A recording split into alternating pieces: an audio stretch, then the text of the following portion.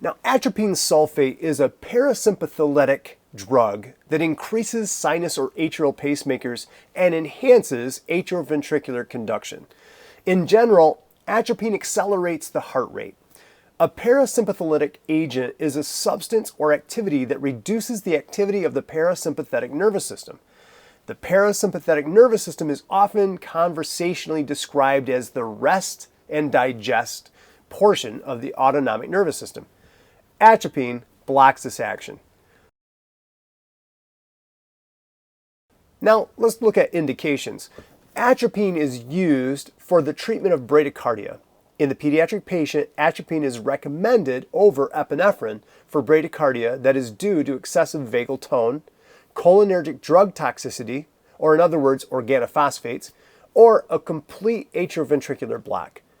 Atropine is also the first choice treatment of symptomatic AV block due to primary bradycardia.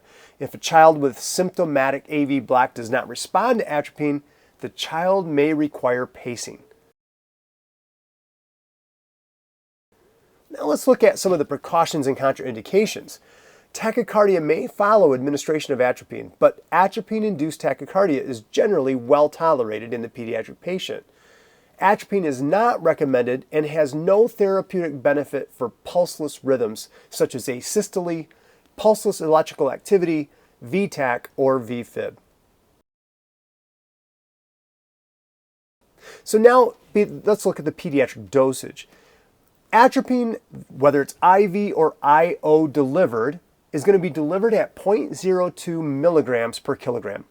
It may be repeated once in 5 minutes. The minimum dose is 0.1 milligram and maximum single dose is 0.5 milligrams.